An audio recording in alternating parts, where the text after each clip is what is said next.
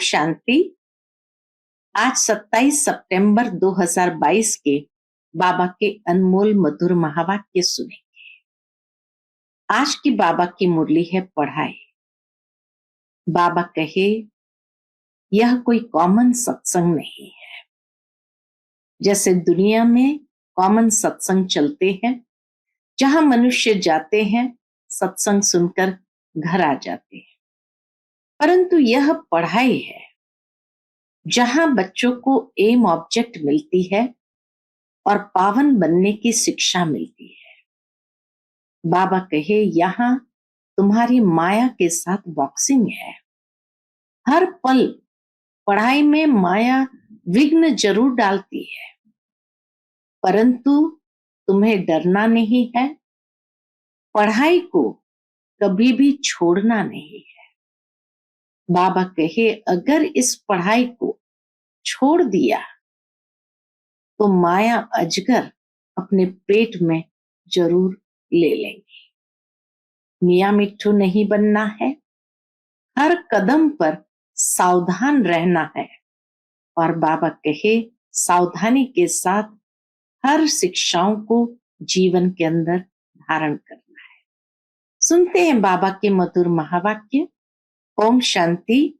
मीठे बच्चे, कभी मतभेद में आकर पढ़ाई मत छोड़ो।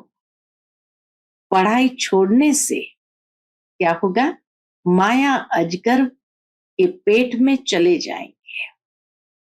प्रश्न है आज की मुरली से, यह कॉमन सत्संग न होने के कारण बाप को किन बातों में बच्चों को बार बार सावधान करना पड़ता है? उत्तर, यह दुनिया के सत्संगों की तरह सत्संग नहीं है। यहां तो पावन बनने की शिक्षा मिलती है। पावन बनने में माया के विघ्न पड़ते हैं, इसलिए बाप को बार बार सावधान करना पड़ता है। बच्चे, कभी कुछ भी हो, तुम सुख दुख निंदा स्तुति सुनते पढ़ाई को कभी नहीं छोड़ना। दूसरी बात बाबा कहे, अपने को मियाँ मिट्ठू समझ किसी की ग्लानि मत करना। माया बड़ी चंचल है। अगर बाप से रूठ कर पढ़ाई छोड़ी तो माया माथा मुड़ लेगी, ग्रहचारी बैठ जाएगी। इसीलिए श्रीमत लेते रहना। बाप दादा की राय में कभी टिक्का टिप्पणी नहीं करना। आज के मुरली से पहले गीत है, मरना तेरी गली में, जीना तेरी गली में। ओम शांति। यह तो बच्चे जानते हैं, कहते हैं जब हम आपके बने हैं, यह पुरानी दुनिया तो खत्म होनी ही है। यह बेहद के रावण की लंका है जो विनाश होनी है। वह जो सिलोन में लंका दिखाते हैं, वह तो बात ही बिल्कुल झूठी है। सिलोन एक टापू बेट है समुद्र के बीच में। बेहद का बाप समझाते हैं कि यह सारी दुनिया है समुद्र के ऊपर। ऑल राउंड समुद्र है। दिखाते हैं ना, वास्को डिगामा ने ऑल राउंड चक्कर लगाया तो गोया धरती पानी के ऊपर ठहरी हुई है। बेट हो गया ना। यह बेहद की खाड़ी है। रावण का राज्य सारे बेहद के आइलैंड पर है। यह बेहद की लंका है, सिर्फ सिलोन नहीं है। वह समय तो अब है ना। यह तो शास्त्रों में कितने गपोड़े लगाए हैं। हम भी समझते थे शायद ऐसा हुआ होगा। कुछ भी ख्याल नहीं चलता था।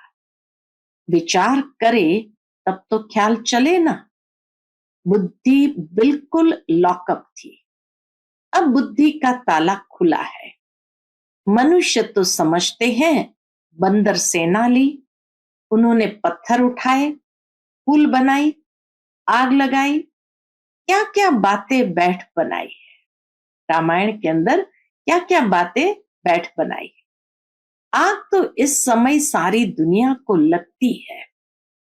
यह भारत अविनाशी बाप की अविनाशी जन्मभूमि है, इसलिए इनको अविनाशी खंड कहा जाता है। बरोबर भारत प्राचीन था, अब तुम्हारी बुद्धि में बैठा है।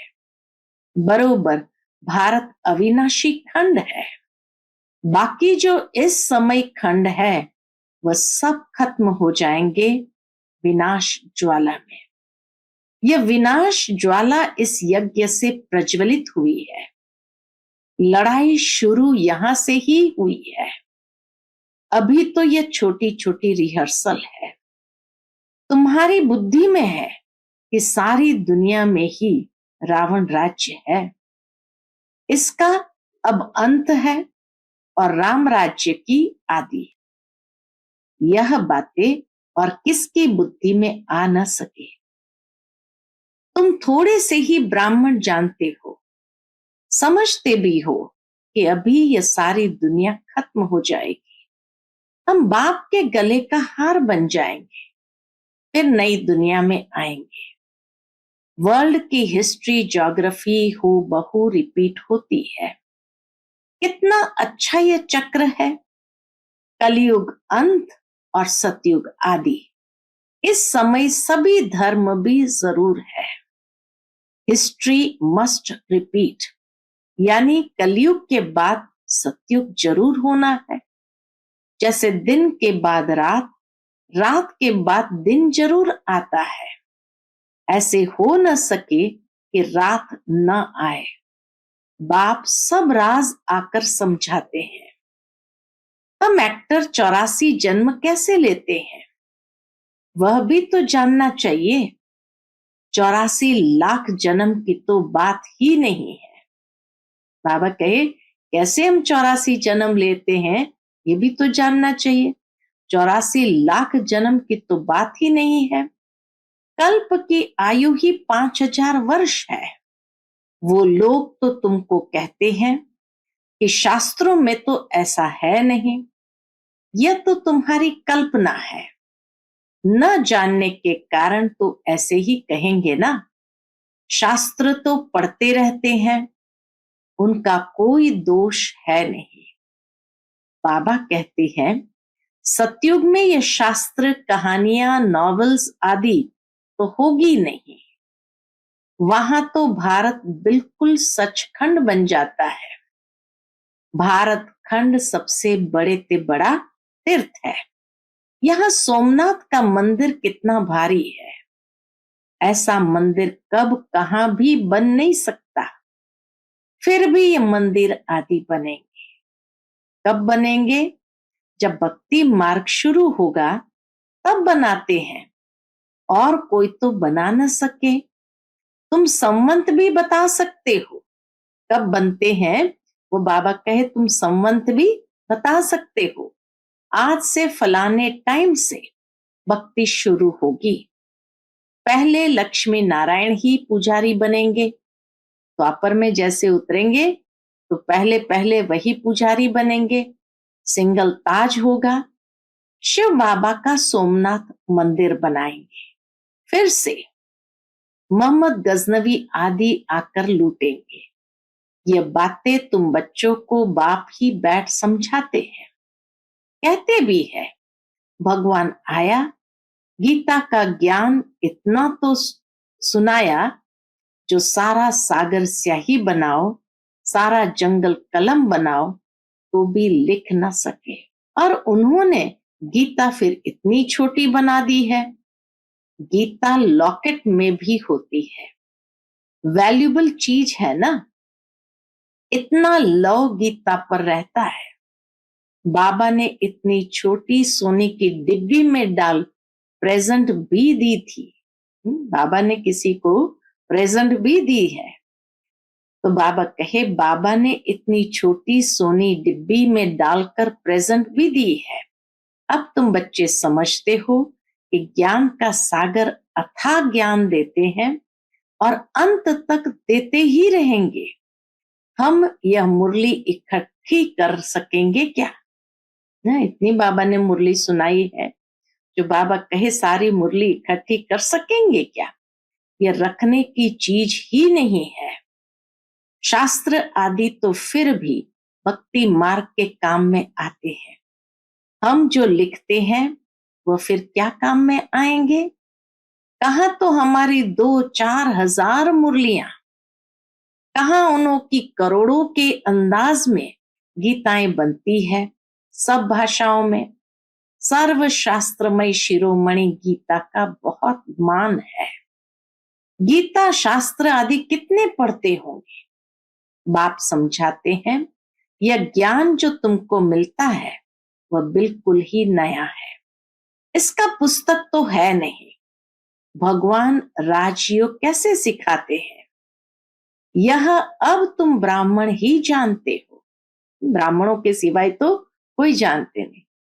तुम्हारे में भी इस ज्ञान के नशे में रहने वाले बहुत थोड़े हैं। आज उस नशे में रहते हैं, कल भूल जाते हैं।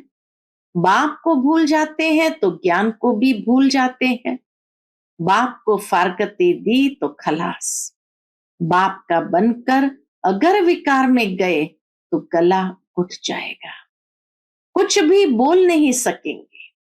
जो बहुत अच्छा अच्छा प्रचार करते थे वह आज है नहीं। कोई ब्रह्मा कुमार कुमारी का आपस में मतभेद हुआ तो बाप से भी रूठ जाते हैं कि बाबा इनको समझाते नहीं, यह नहीं करते। आखिरन रूठ कर पढ़ाई छोड़ देते हैं। इसलिए बाप कहते हैं कि महामूर्ख देखना हो तो यहां देखो। लिख कर भी देते हैं कि बाबा मैं आपका हूं, आपसे हम सदा सुख का वर्षा अविनाशी लेंगे। फिर फारकती दे देते हैं, डाइवोर्स दे देते हैं। अच्छी अच्छी बच्चियां थी, आज वह है नहीं, तो वंडर है ना, माया अजगर के पेट में चले गए। फिर मुख से कुछ कह न सके, यह अविनाशी ज्ञान सुना न सके। फिर बाप दादा की राय पर भी टीका टिप्पणी करने लग पड़ते हैं। बहुत समझाया जाता है कि कुछ सुधर जाओ, इसमें ही कल्याण है, परंतु सुधरते नहीं। बहुत अच्छे अच्छे बच्चे चले गए। अभी भी बहुत ऐसे बच्चे हैं जो किनारे पर खड़े हैं, ब्लड से प्रतिज्ञा लिख कर भी छोड़ देते हैं। बच्चों को तो बाप की पूरी श्रीमत पर चल बाप से पूरा वर्षा लेना चाहिए। बाप समझाते रहते हैं, कुछ भी हो, दुख सुख स्तुति निंदा आदि कोई करे, तुम पढ़ाई को तो ना छोड़ो। कोई किसकी निंदा भी करते हैं क्योंकि बुद्धि में तो ज्ञान है नहीं, जानते नहीं है कि यह छोटा भाई है वह बड़ा, यह तो बाप ही जाने। अपने मुंह मियां मिट्ठू नहीं बनना है।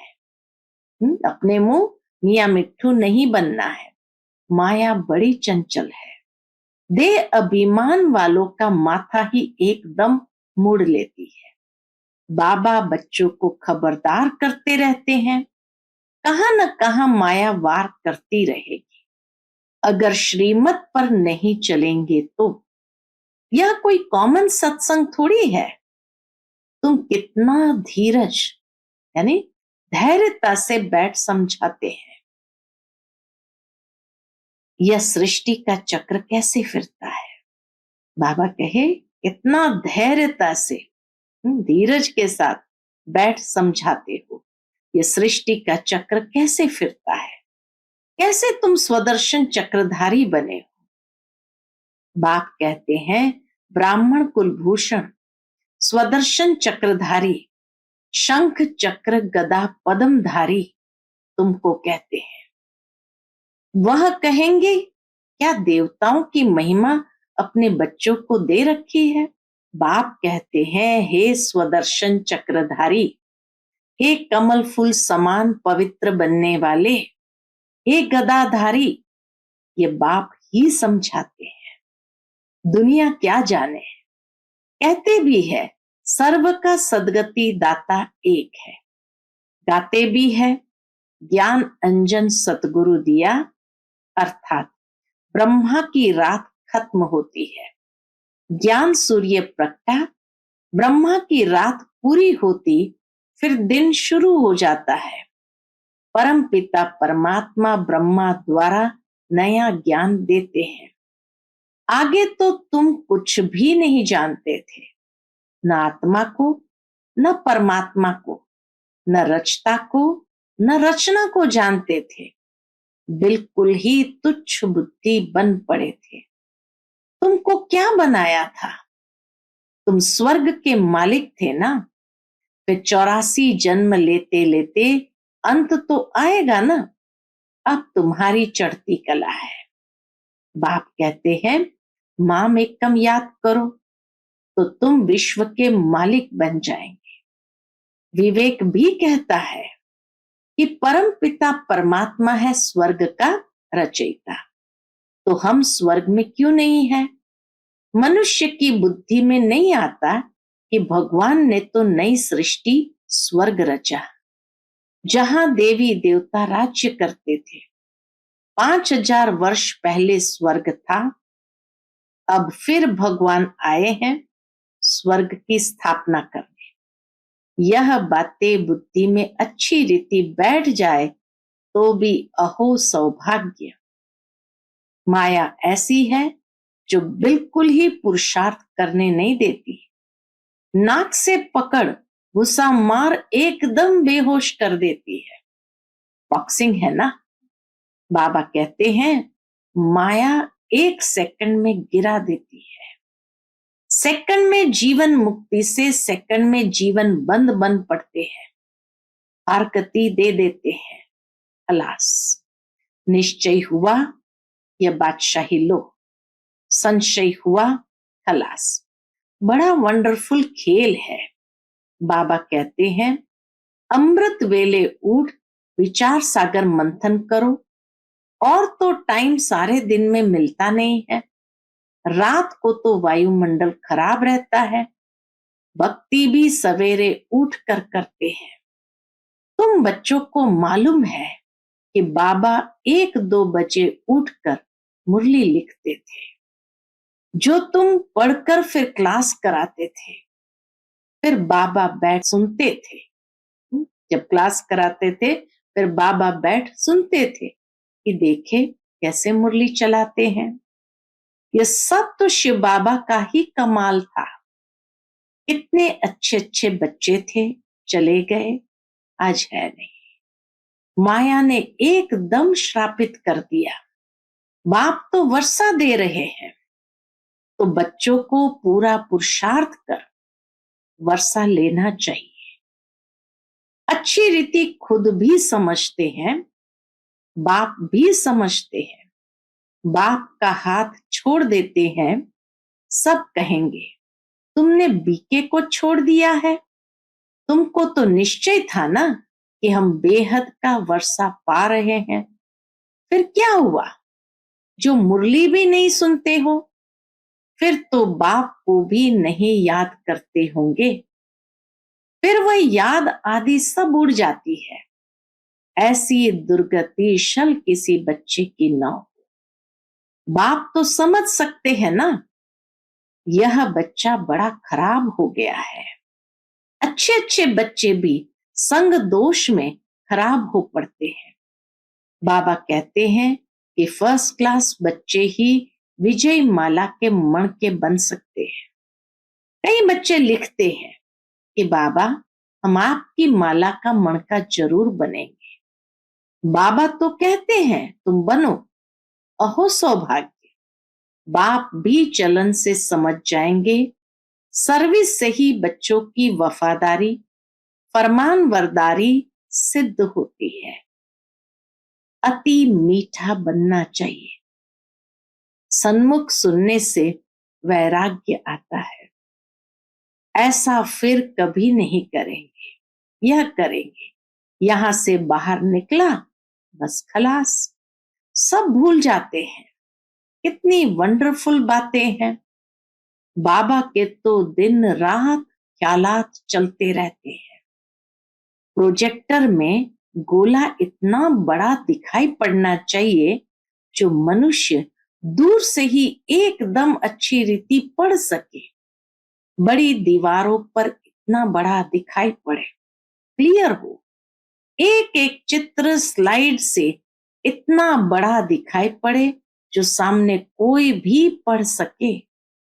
दो गोले भी इतने बड़े दिखाई पड़े। यहां से भक्ति मार्ग शुरू होता है।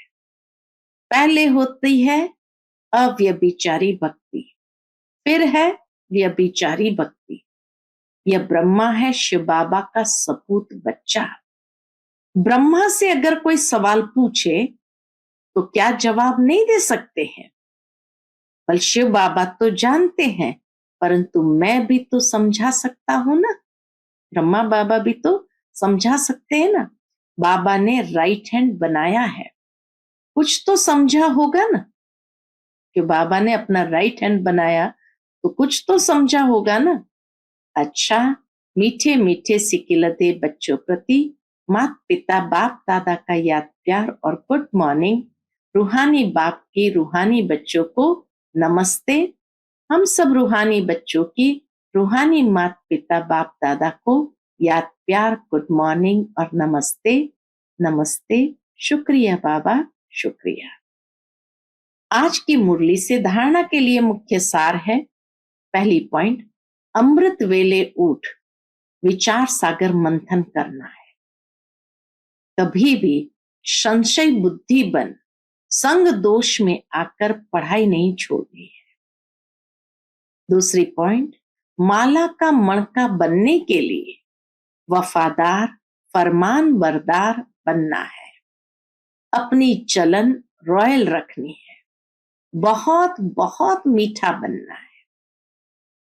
आज का बाप दादा का मधुर वरदान हम बच्चों के प्रति है, स्वमान में स्थित रहे, हद की इच्छाओं को समाप्त करने वाले इच्छा मात्रम अविद्या भव। स्वमान में स्थित रहे, हद की इच्छाओं को समाप्त करने वाले इच्छा मात्रम अविद्या भव। जो स्वमान में स्थित रहते हैं उन्हें कभी भी हद का मान प्राप्त करने की इच्छा नहीं होती। एक स्वमान में सर्व हद की इच्छाएं समा जाती है, मांगने की आवश्यकता नहीं रहती। हद की इच्छाएं कभी भी पूर्ण नहीं होती है। एक हद की इच्छा अनेक इच्छाओं को उत्पन्न करती है और स्वमान सर्व इच्छाओं को सहज ही संपन्न कर देता है। इसलिए स्वमानधारी बनो तो सर्व प्राप्ति स्वरूप बन जाएंगे। अप्राप्ति व इच्छाओं की अविद्या हो जाएगी। आज का स्लोगन है, हर परिस्थिति में स्वयं को मोल्ड करने वाला ही रियल गोल्ड है। हर परिस्थिति में स्वयं को मोल्ड कर लेने वाला ही रियल गोल्ड है। अच्छा, ओम शांति।